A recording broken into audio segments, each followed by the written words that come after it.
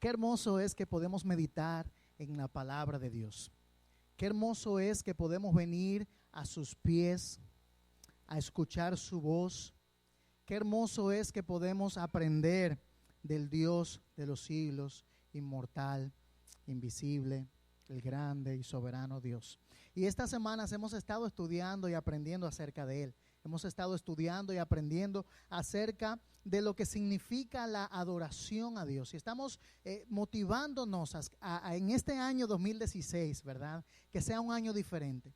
¿Cuánto de lo que estamos aquí tiene en su corazón el deseo de que este año 2016 sea un año diferente? ¿Podría levantar tu mano? Un año de comunión más profunda con Dios.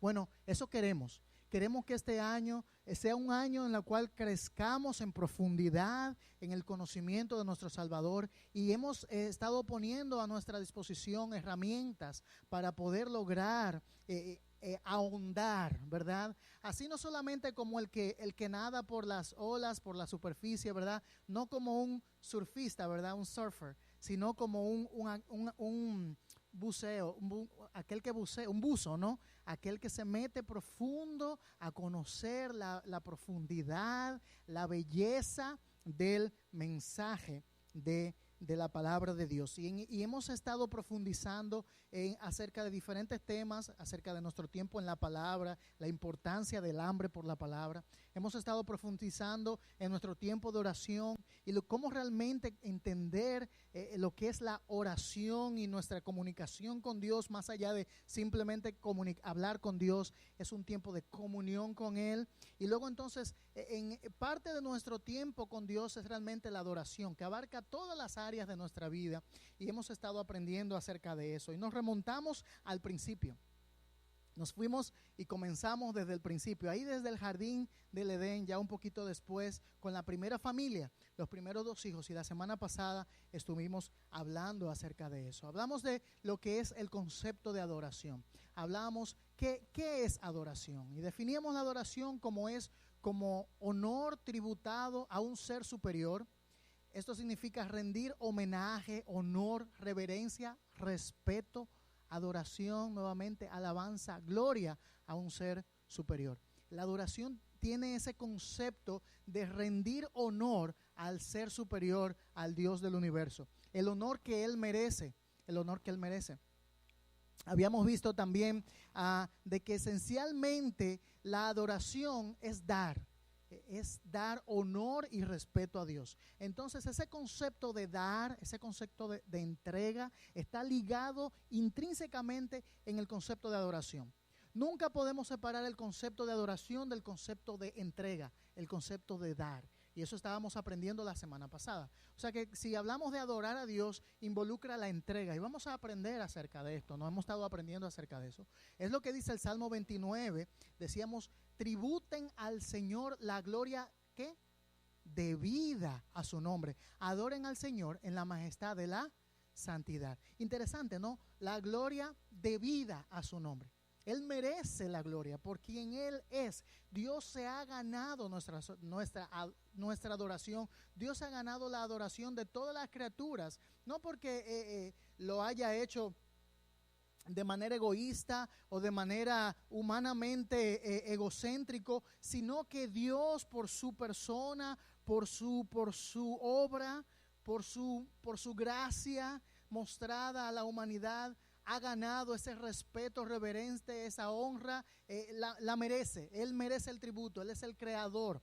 Entonces hablamos de que no estamos hablando de alguien que es un ególatra, que necesita sentirse apreciado y por lo tanto necesita que nosotros, sus criaturas, le demos algo que él le falta. Jamás sea este el concepto que pase por nuestra mente, sino que es un Dios perfecto, completamente santo, en unidad y en amor perfecto entre las personas de la Trinidad, que no necesita nada que añadir a su persona, nada que añadir a su valor. Por lo tanto, adoración realmente es simplemente reconocer y darle la honra que Él merece, la honra que Él ya ha ganado, la gloria que Él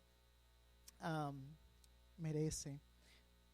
Entonces hemos hablado de la adoración en esos términos.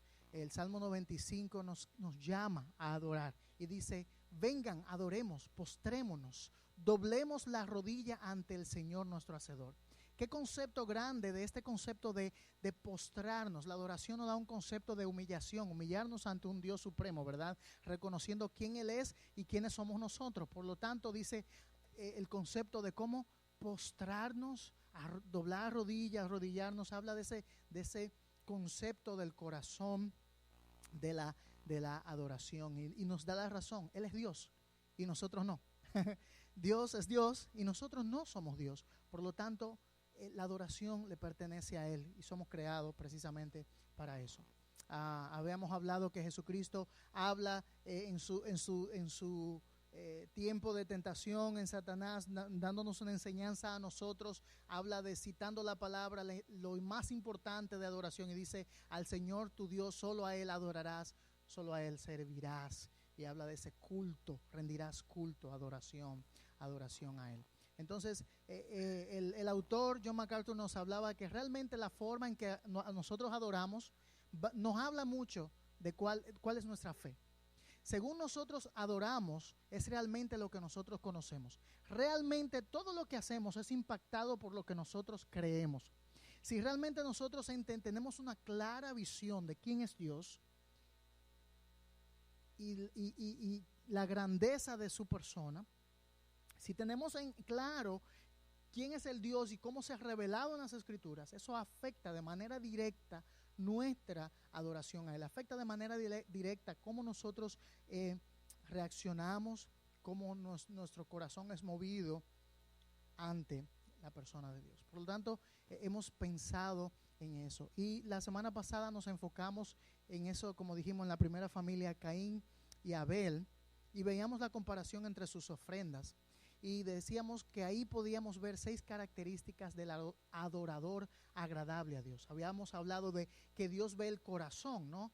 Y entonces ahí Caín y Abel, primero vimos que la adoración, o realmente más allá de la adoración, el adorador, porque Dios ve el corazón, dice que agrada a Dios, se prepara con anticipación. Es algo que viene, dice, prepárense para venir al encuentro de tu Dios. ¿Verdad? Dice la palabra de Dios, se prepara, entrega lo mejor. Estamos hablando de una entrega de lo mejor para Dios. La verdadera adoración, la adoración bíblica, da el corazón, ¿cómo? Antes que la ofrenda. Luego confía en Dios, no en sí mismo, y posee una actitud, ¿cómo? Humilde. Y en último lugar, pero no por menor, adora con su vida completa. Entonces, qué interesante al concepto actual de adoración que conocemos nosotros. Hoy, a la luz de la palabra, queremos dar un vistazo más adelante ahora al Nuevo Testamento y ver ahí 6 marcas ahora de un adorador racional. Y vamos a ver cómo el Nuevo Testamento, a la luz de lo que hemos aprendido del Antiguo Testamento, a la luz de lo que conocemos de lo que es la adoración a través de la Biblia, nos va a hablar Dios acerca de lo que requiere Dios en la oración a la luz de la cruz, a los pies de la cruz. ¿Cuáles son realmente las evidencias, las marcas que caracterizan a un adorador a los pies de la cruz? Un adorador después de la muerte y resurrección de nuestro Señor Jesucristo. Y vamos a hablar y vamos a enfocarnos en eso. Pero yo quiero que pensemos un poquito lo siguiente. En nuestro tiempo, estamos en el 2016, increíble. Cuando yo estaba jovencito, pensaba en el 2016, realmente yo esperaba que para esta fecha ya los autos estuvieran volando. Veía la película, ¿verdad?, de Regreso al Futuro, y decía que en el 2015 él llegaba y ya los autos estaban volando. Llegó la fecha y todavía no están volando, nos engañaron, ¿verdad? Pero, ¿qué distante se veía llegar al año 2016. Sin embargo, aquí estamos, en el año 2016. Y hemos estado en un tiempo en el cual el concepto de adoración ha ido tomando diferentes connotaciones a través de los años, específicamente en el último siglo, digamos, los últimos 100, 70, 80 años. Ha cambiado este concepto a un concepto diferente, moderno, redefinido de lo que es la adoración. Ya hemos visto aspectos de lo que es la adoración según Dios en la Biblia, mas sin embargo llegamos y hoy día el concepto de adoración de nuestra generación ha sido relacionado con un estilo de música, ¿verdad? En el cual está la adoración y la alabanza. La adoración es la música más lenta y la alabanza es la música más rápida. Como que esa definición fuera lo más común y como que estuviera en cada página de la Biblia. Dice, claro, adoración es la música más lenta y la alabanza es la música más rápida. Realmente no tiene nada que ver con el estilo de música. Realmente no tiene que ver nada con la música en sí mismo. La música puede ser un medio a través del cual podemos adorar a Dios, pero no es exclusivo. No solamente a través de la música adoramos a Dios. No solamente con un estilo de música podemos entrar a la presencia de Dios. No simplemente porque usamos las cuerdas en el piano para darnos un sentido de una emoción física, sensorial en nuestro corazón, hace eso que entremos a la presencia de Dios. No porque esté más alto o porque esté menos, no por la calidad de los músicos o la ausencia de ellos, se refleja el hecho de que llegamos más a Dios o menos a Dios. Nada que ver. La Biblia en ningún momento nos habla de esta dinámica que hoy día nosotros entendemos o que se nos ha vendido del tema de la adoración. La adoración es mucho más profunda que esto. La adoración es mucho más compleja y más significativa que simplemente cantar. Y luego, no solamente el concepto de lo que estamos hablando, sino que luego vemos como una disociación entre el momento de la adoración, según lo estamos viendo, se nos ha enseñado, y luego la vida particular. Es como que si al momento de yo cantar o de estar adorando, como conocemos este concepto, fuera un momento separado totalmente de mi vida diaria. O sea, en mi trabajo yo no estoy adorando, en mi trabajo yo estoy trabajando. En mi casa yo estoy descansando, en el parque estoy entreteniéndome y luego cuando estoy cantando la música suave, entonces estoy adorando. Eso es totalmente antibíblico, eso no es lo que Dios enseña. La adoración es un concepto mucho más profundo que la música. La adoración existe aunque la música no existiera, ¿ok? Vemos la adoración desde el principio del Génesis, Adán y Eva adorando en comunión con Dios a la luz, al fresco del día.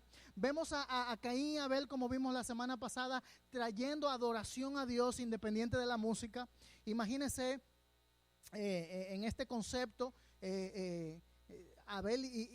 Caín y Abel viniendo entonces con dos canciones diferentes para adorar a Dios. Ni siquiera la música era aspecto ahí en ese momento, pero había adoración.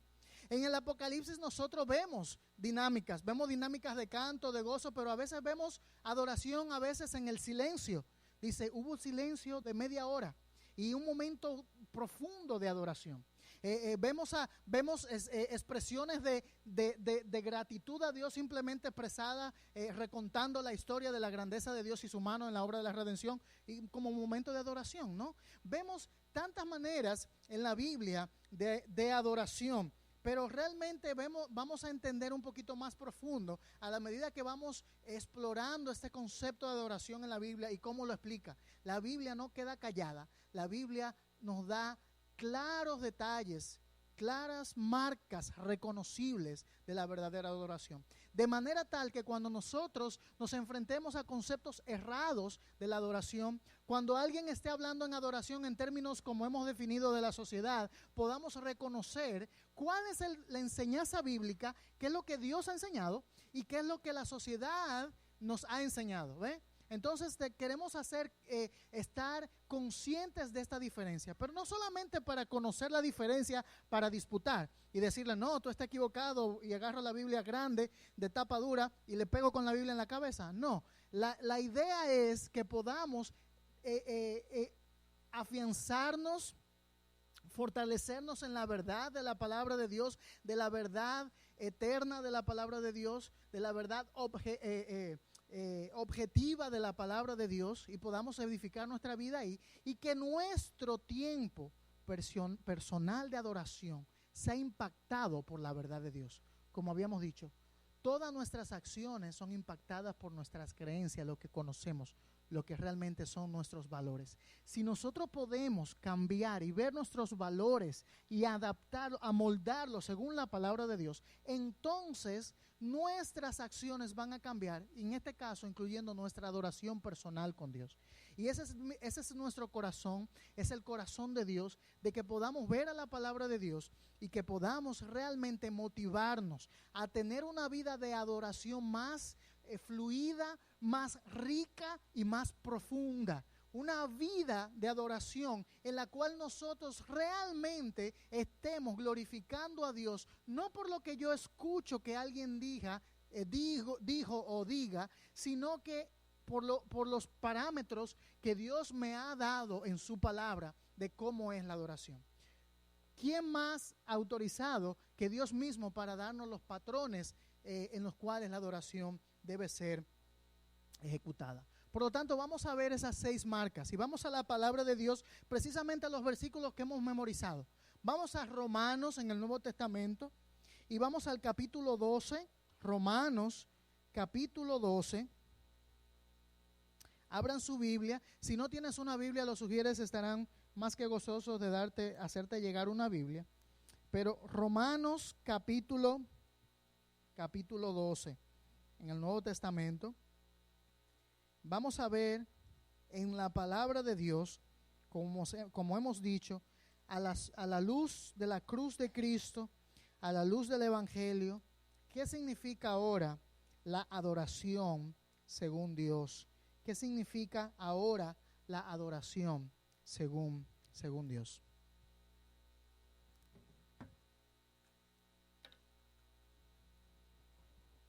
Romanos capítulo 12. Y vamos a leer el versículo 1 y 2.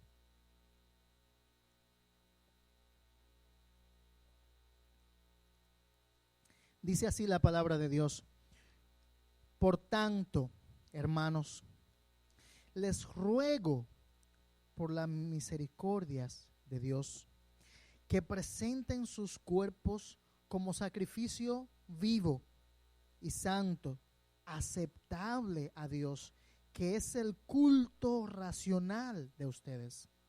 Y no se adapten a este mundo, sino transfórmense mediante la renovación de su mente para que verifiquen cuál es la voluntad de Dios, lo que es bueno y aceptable y perfecto. ¿Qué tal si oramos? Padre, al abrir tu palabra, Dios, queremos que tú, en tu misericordia, en tu gracia, en tu bondad, ilumines nuestras mentes finitas, nuestras mentes humanas, falibles, Señor. Que hables a nuestros corazones por tu Espíritu Santo, Señor. Enséñanos tu verdad, guíanos hacia tu verdad, Señor. Danos un corazón humilde para aceptar tu enseñanza.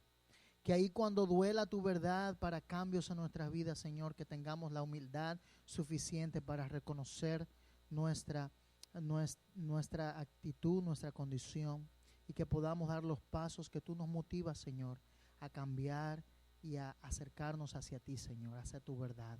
Padre, háblanos en esta tarde. Úsanos, Señor, de manera tal de que tú seas glorificado, Cristo exaltado, Señor, y tu evangelio proclamado. En el nombre de Jesús. Amén. Bueno, este es un versículo maravilloso. Uno de los versículos que conocía desde que empecé a escuchar desde muy pequeño.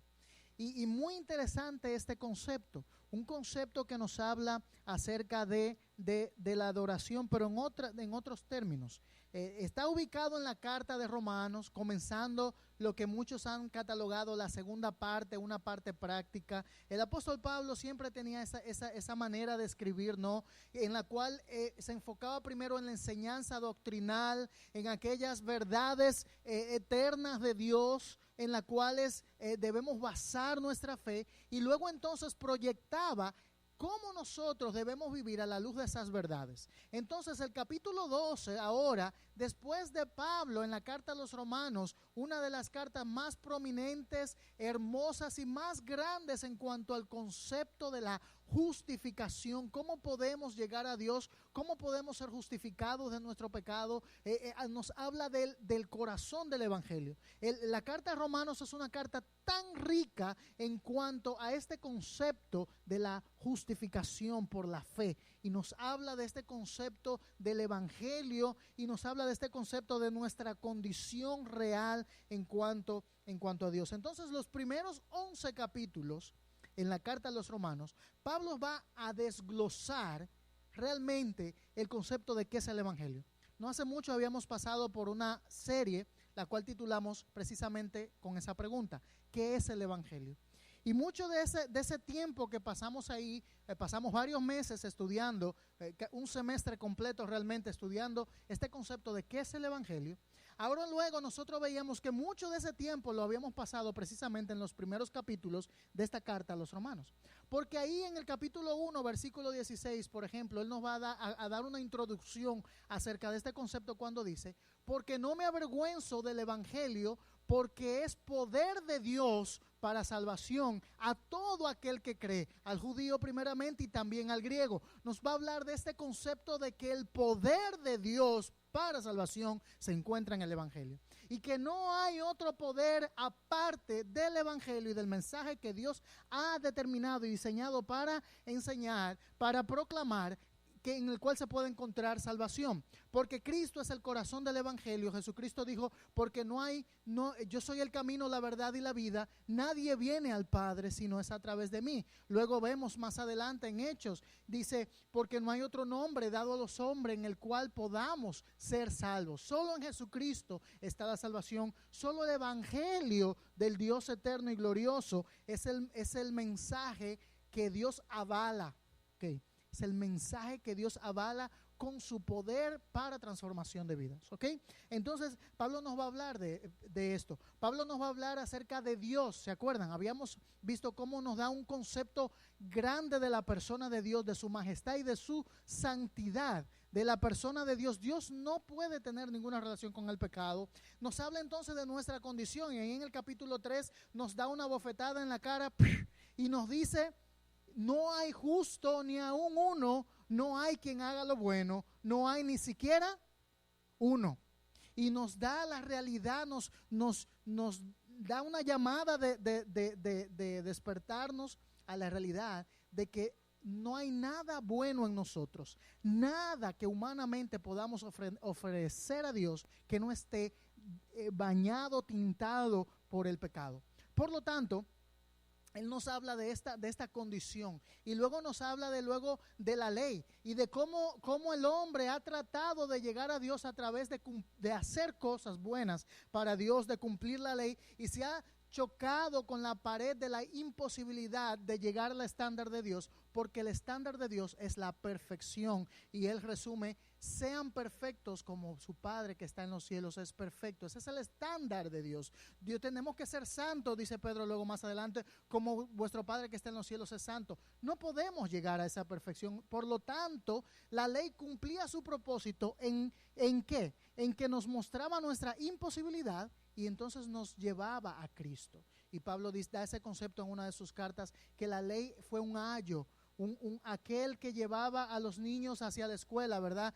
Tomarnos de la mano y llevarnos a Cristo, a la solución de Dios. Y ahí todos esos 11 capítulos son hermosos. Nos habla de la soberanía de Dios en la salvación, y de que la salvación le pertenece a Dios solamente. La salvación es del Señor.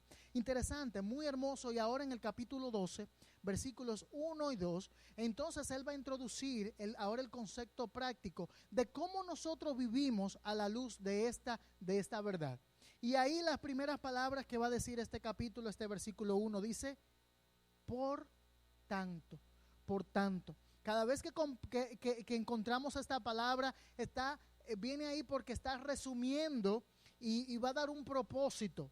Va a decir: bueno, todo aquello que hemos visto, todo ese concepto maravilloso, profundo del Evangelio, de Dios, de nuestra degradación, de la grandeza de Dios, de la única solución de Dios, la justificación a través de la fe en Cristo. Por tanto, por tanto.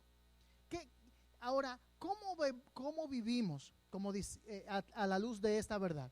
Como habíamos dicho antes, cada vez que abrimos las Escrituras, nos vamos a encontrar con el mensaje de Dios que está diseñado a buscar una respuesta a nosotros. Ninguna escritura de la palabra de Dios está puesta ahí para que nosotros simplemente la conozcamos y la sepamos en nuestra mente, sino que es un llamado siempre a la acción. Inclusive vimos hace 2 semanas la oración del Señor y vimos cómo Dios nos llama a la acción a través del Padre Nuestro. Dios nos llama a la acción a través de cada página de las Escrituras. Aquí no es la diferencia. Dios nos dice, hay una acción. En primer lugar, entonces, la primera marca de un adorador racional, y vamos a ver por qué racional, es la siguiente. En primer lugar, es transformado por el Evangelio. El adorador, la primera marca de un adorador racional, un adorador que Dios está buscando según estos versículos, es un adorador que es transformado por el Evangelio. Una persona que ha sido impactada, transformada por el Evangelio. No hay otra manera de llegar a la presencia de Dios. Para poder adorar a Dios, debemos llegar a la presencia de Dios.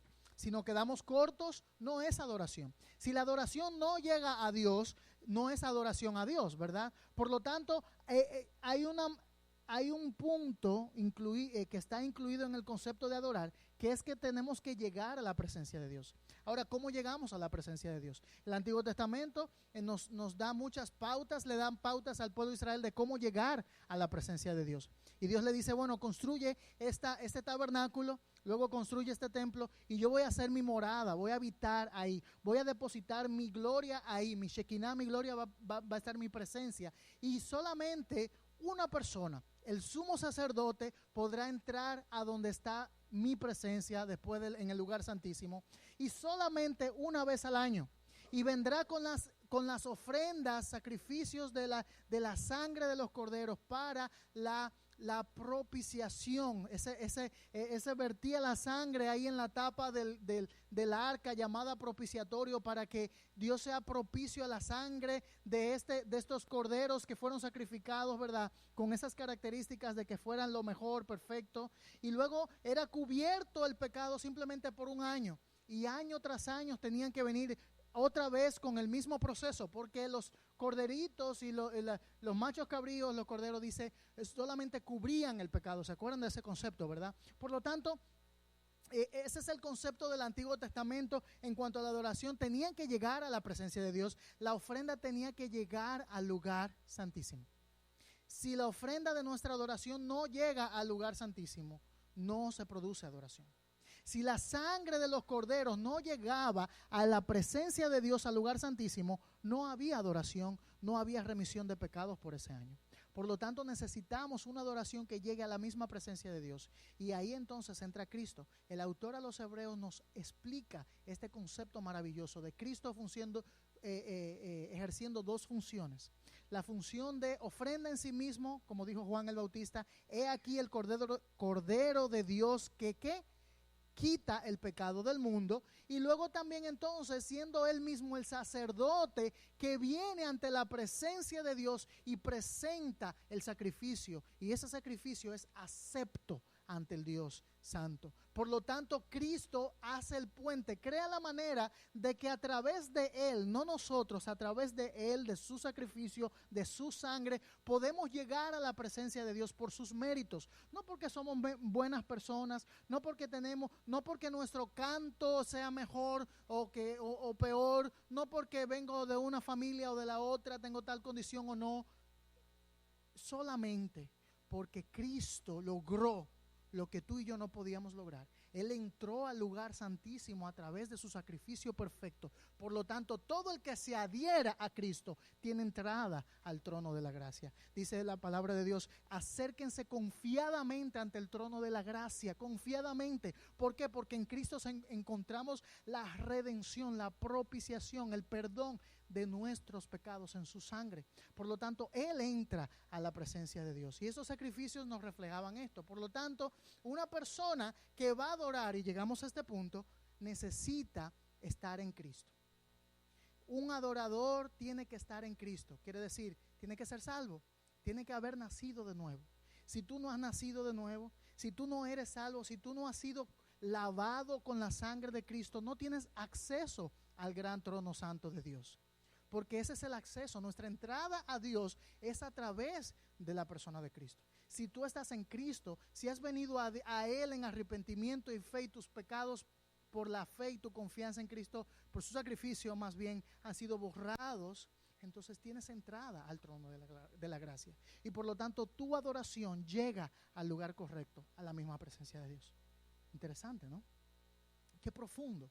Qué hermoso que Cristo nos da esa posibilidad. Entonces una persona que va a llegar a la presencia de Dios es una persona, un verdadero adorador, tiene que ser transformado por el Evangelio. Esas verdades que Pablo explicó en todos los 11 primeros capítulos deben ser realidad en nuestra vida. Entonces dice el versículo 1, por tanto, hermanos, ¿se acuerdan de este concepto de adopción? En Efesios Pablo nos dice que hemos sido adoptados como sus hijos, ¿verdad?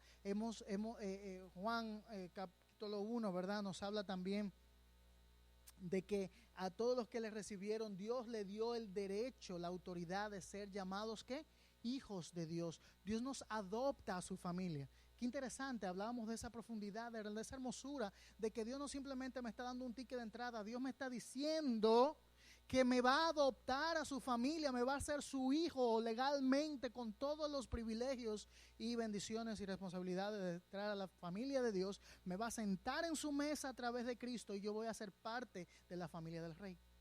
Hermoso. Entonces, por eso podemos llegar a ser llamados hijos de Dios, por tanto podemos llamarnos unos a otros en Cristo hermanos, porque a través del sacrificio de Cristo nos ha hecho aceptos, nos ha adoptados a su familia. Por eso lo primero es, debemos ser hermanos, debemos ser transformados por esas verdades que dice ahí. Por tanto, les ruego por las misericordias de Dios. ¿Y qué lugar, o digámoslo así, qué mejor lugar para ver las misericordias de Dios reflejadas que en la cruz de Cristo? ¿Qué mejor lugar para ver la misericordia de Dios reflejada? Que Cristo tomó todo el peso del pago de mi pecado en la cruz. Que el inocente tomó mi culpa y la cargó sobre él. Qué más grande expresión del amor de Dios. Porque de tal manera amó Dios al mundo que ha dado a su único Hijo para que todo aquel que en él cree no se pierda, sino que tenga vida eterna.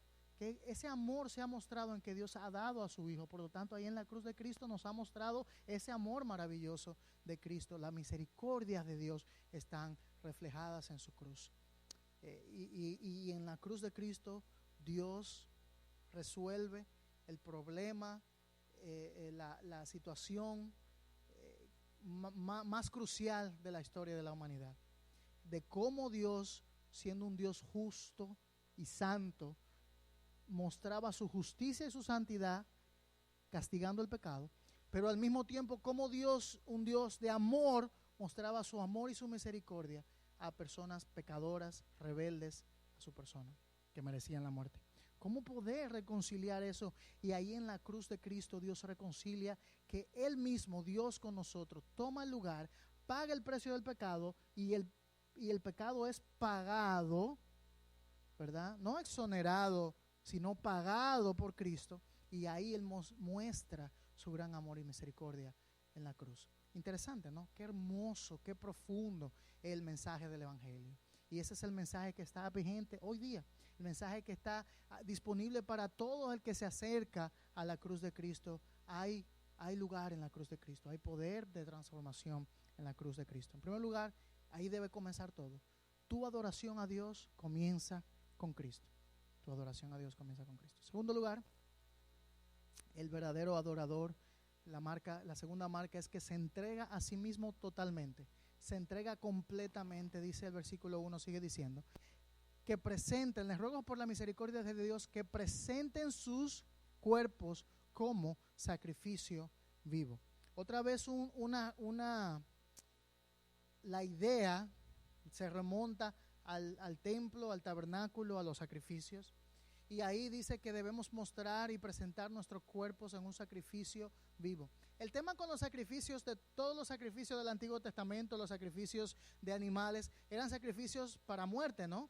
todo era muerto. Tenían que llevar al cordero para que muriera.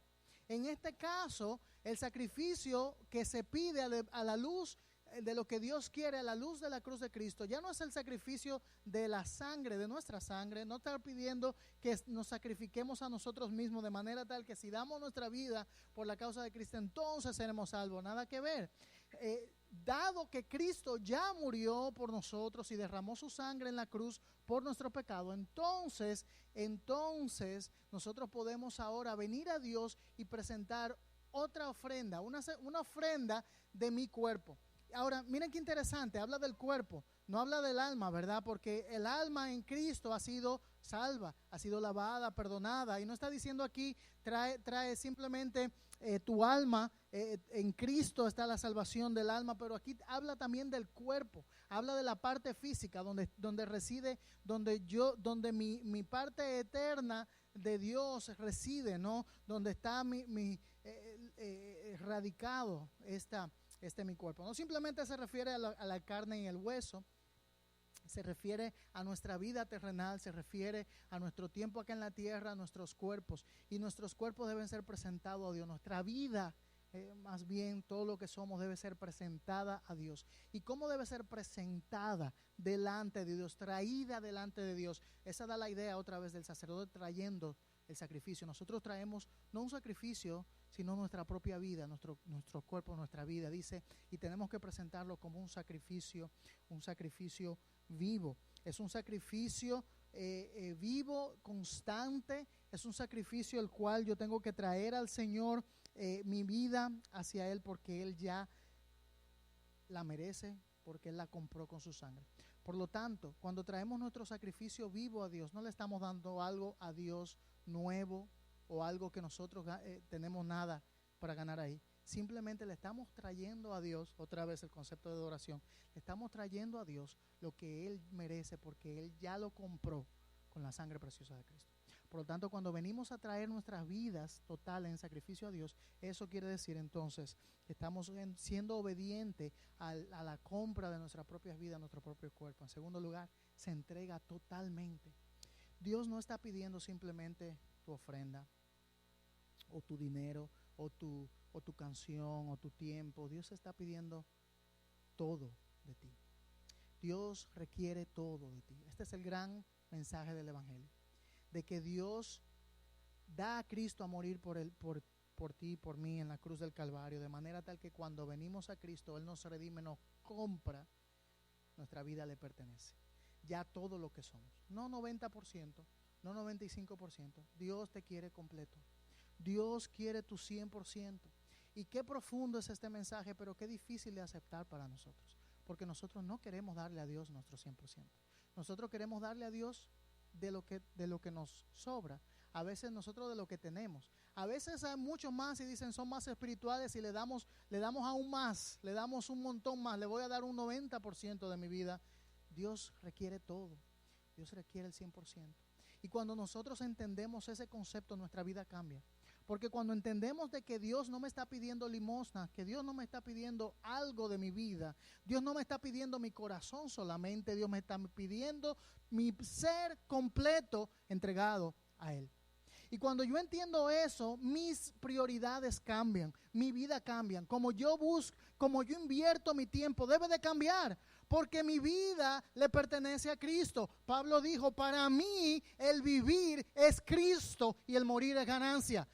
Mi vida era antes para mí, pero ahora mi vida es de Cristo. Y todo lo que yo soy cambió y ahora le pertenezco a Él. Yo le entrego todo lo que soy porque Él lo compró y Él lo merece. Por lo tanto, si nosotros entendemos que Cristo está pidiendo todo de nosotros, que ya Él compró nuestra vida, nuestras prioridades deben de cambiar. Nuestro tiempo, nuestra inversión, todo lo que hacemos debe ser cambiado, transformado. Ya no simplemente darle a Dios. Qué lindo es darle a Dios mucho, pero Dios no te está pidiendo mucho. Dios te está pidiendo todo. Dios te está pidiendo todo. Y cuando entendemos esto, nuestra vida cambia. Oh Dios, ayúdanos a entender este misterio tan grande. Ayúdanos a entender esta profundidad de este mensaje, de que tú requieres todo lo que somos, todo para Él. ¿Cuántas personas rechazan el mensaje del Evangelio? porque ellos no quieren entregar todo a Dios. Aún nosotros somos reacios, nos rebelamos a entregarle todo a Dios, pero Dios pide todo, Dios pide todo. Tercer lugar, el verdadero adorador, la marca del adorador racional es que se ofrece en santidad, en santidad. Entonces sigue diciendo el versículo 1, sacrificio vivo y ¿qué? Y santo, aceptable a Dios, que es el culto racional de ustedes. Antes de introducir el tema de santo, culto racional es lo que nos hemos titulado, ¿verdad? El tema racional. Y es interesante, esa palabra ahí, culto, es la palabra utilizada en cuanto al servicio a Dios. Significa el servicio dado a Dios, por lo tanto, adoración. Nuestro servicio a Dios es nuestra adoración, es la expresión usada a lo que hacían los sacerdotes en el templo. Por lo tanto, este culto traducido aquí es la adoración, ¿verdad? A Dios. Y esa adoración debe ser racional. Realmente la palabra griega también se parece a otra palabra en español que es utilizada aquí. Es la palabra de donde nosotros derivamos nuestra palabra lógica. Es algo lógico. Nuestra adoración lógica, nuestra adoración racional debe ser realmente completa y en santidad, porque reflejado a lo que Cristo hizo en la cruz y la grandeza del Evangelio y la grandeza de Dios, por lo tanto mi sacrificio, mi ofrenda, mi adoración a Dios debe ser en santidad y completa, no de otra manera. Por lo tanto, esta adoración racional, esta adoración lógica es la respuesta natural al efecto sobrenatural del Espíritu Santo en nuestra vida, la obra de la regeneración. Un corazón regenerado actúa de esta manera, trae una adoración que es lógica y una adoración que es racional, espiritual, algunos traducen también, pero es una adoración en la cual la hacemos de manera intencional y de manera que también no es ilógica o es sin pensar. Muchos piensan que la fe es ciega. No, la fe no es ciega. La fe es profunda y completa, pero no ciega. La fe no anula nuestro razonamiento. La fe no anula nuestra mente y nuestra capacidad que Dios nos ha dado de la mente. La fe verdadera es una fe lógica también, es una fe racional, y esa confianza, ese culto que Dios nos llama a dar a Él es un culto racional, no es un culto irracional. Interesante que Él usa esa palabra, no otra. Ahora, hay algo que me llega a la mente, inmediatamente yo pienso culto racional. Hemos llegado al punto de algunos grupos pseudo cristianos que hacen unas reuniones que llaman grupos de adoración y luego hacen cosas irracionales para adorar al Dios verdadero, al Dios que nos exige el culto racional.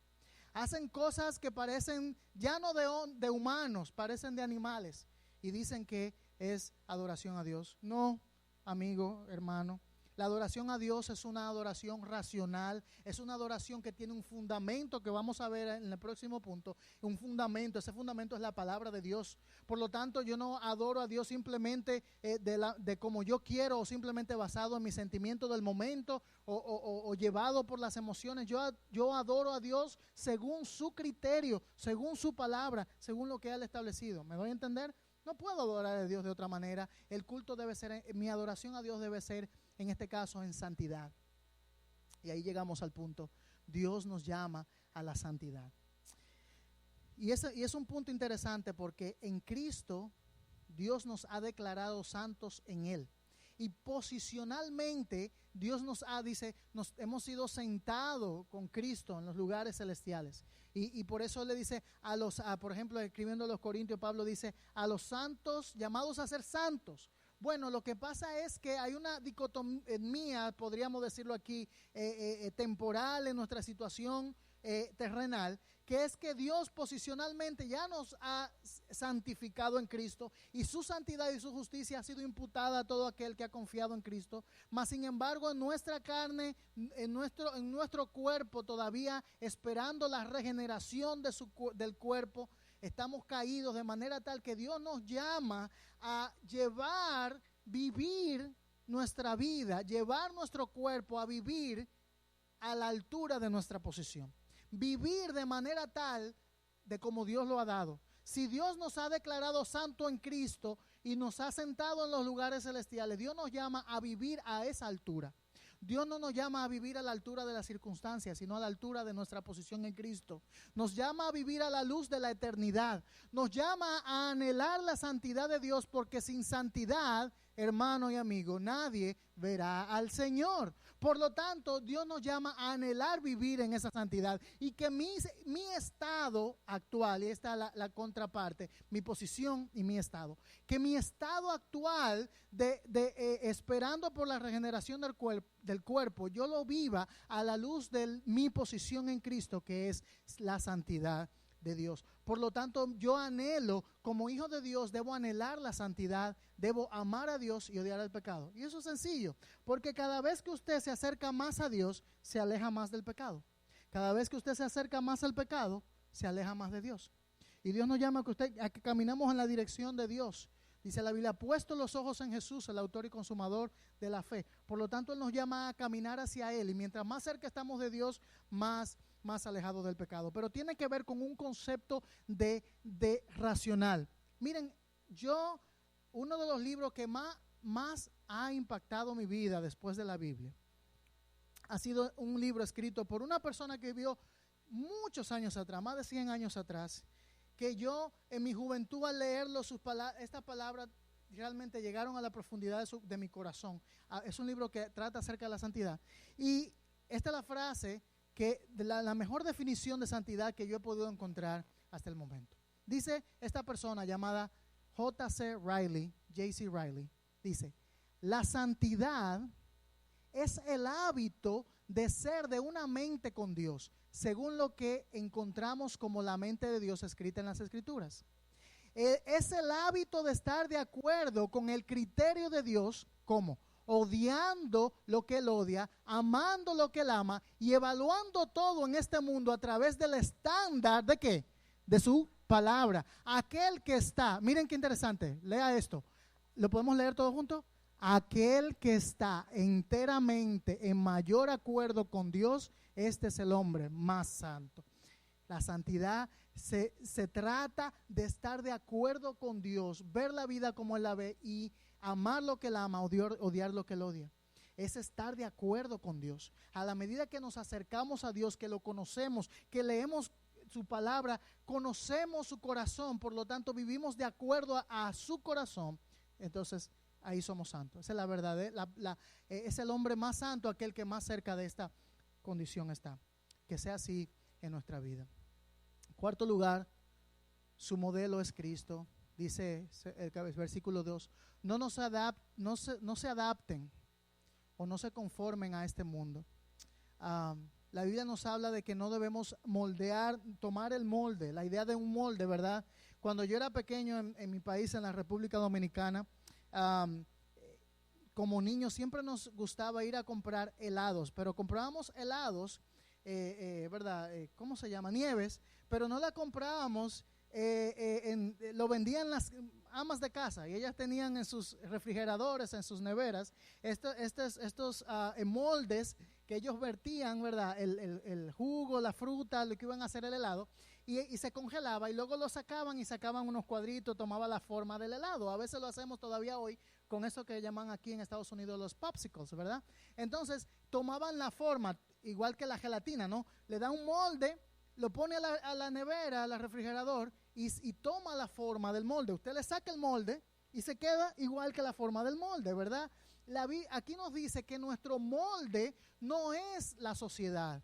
Nuestro molde no es el pensamiento humanista del mundo, sino que nuestro molde es Cristo. Nuestro modelo y nuestro ejemplo, la Biblia nos dice que es Cristo. Dice, sean imitadores de mí, así como yo de Cristo, decía Pablo. Cristo mismo dijo, aprended de mí, ¿verdad? Y digan, yo les he dado ejemplo para que sigan mis pisadas. Por lo tanto, nuestro modelo no es el mundo. No estamos llamados a moldarnos al mundo para que el mundo nos aprecie más, para que la sociedad nos acepte más. Si estás en Cristo, la sociedad te va a despreciar.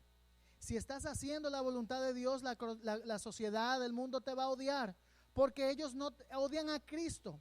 El mundo, la sociedad bajo el imperio del maligno, no estamos hablando de la tierra, de los árboles, estamos hablando del sistema dirigido por Satanás que gobierna la mente del mundo y el sistema del mundo.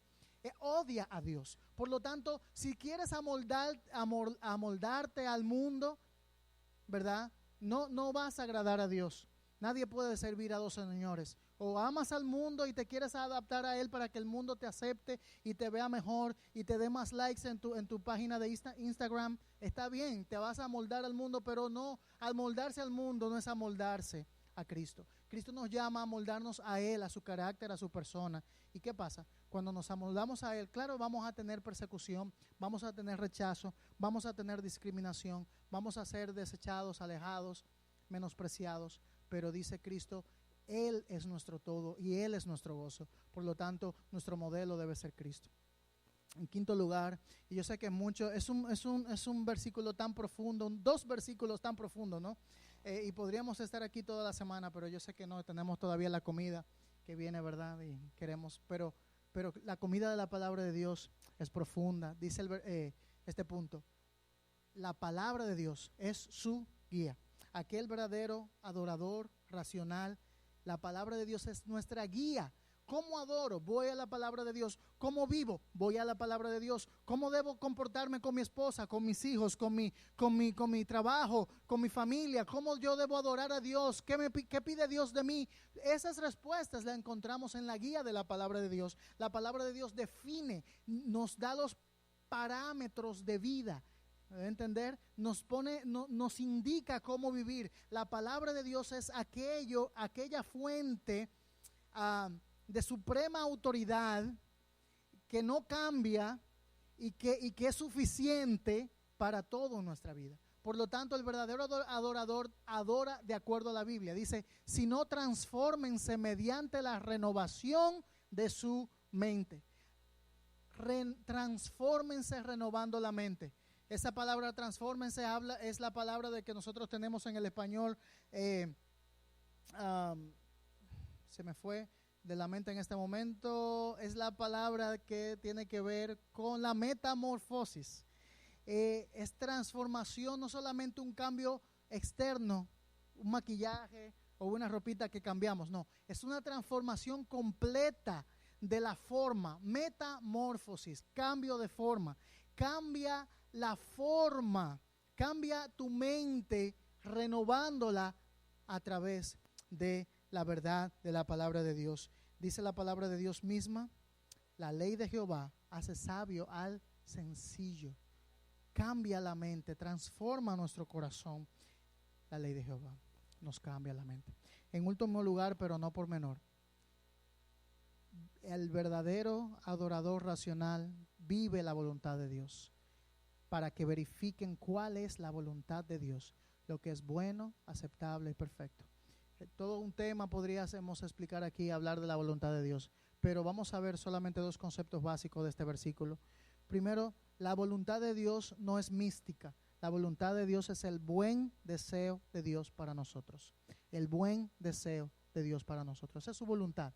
¿Qué es lo que Dios quiere para nosotros en su voluntad? El buen deseo de Dios, su deseo. ¿Cómo es la voluntad de Dios? Hay características que dicen, en primer lugar, la voluntad de Dios es verificable. Usted puede saber cuál es la voluntad de Dios. Dios quiere que usted sepa su voluntad, porque Él es el mayor interesado en que usted conozca la voluntad de Dios. Y Él quiere que usted llegue al conocimiento de cuál es la voluntad de Él en general, pero también específica de tu vida. Y Él te dice, esa voluntad de Dios tiene tres características, que vamos a terminar con esa, es que es buena, es agradable o aceptable ante Dios y es perfecta. La voluntad de Dios siempre va a ser buena. La voluntad de Dios, dice, los planes de Dios para nuestra vida no son de mal, sino de bien. Dios busca estar en Cristo y buscar la voluntad de Dios, vivir la voluntad de Dios, es lo mejor que podemos hacer en nuestra vida. Porque es la perfecta voluntad y bondad de Dios. Es aceptable a Dios. Cuando hacemos la voluntad de Dios, estamos agradando a Dios, por supuesto, y es perfecta. La voluntad de Dios es mejor que la nuestra. Sus planes son mejor que los nuestros. Vivir para su voluntad es el mayor la mayor meta que podemos anhelar vivir en esta vida. En esta tarde hemos visto 6 marcas de un adorador racional que rinde una adoración lógica a Dios de acuerdo a su palabra. En primer lugar, es transformado por el Evangelio. En segundo lugar, se entrega a sí mismo totalmente a Dios. En tercer lugar, se ofrece en santidad. En cuarto lugar, su modelo es Cristo. En quinto lugar, la palabra de Dios es su guía. En sexto lugar, vive la voluntad de Dios.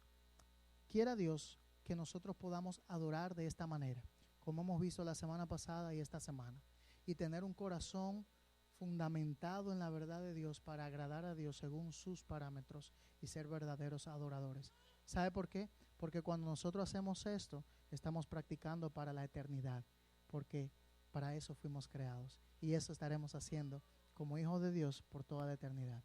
¿Qué tal si oramos?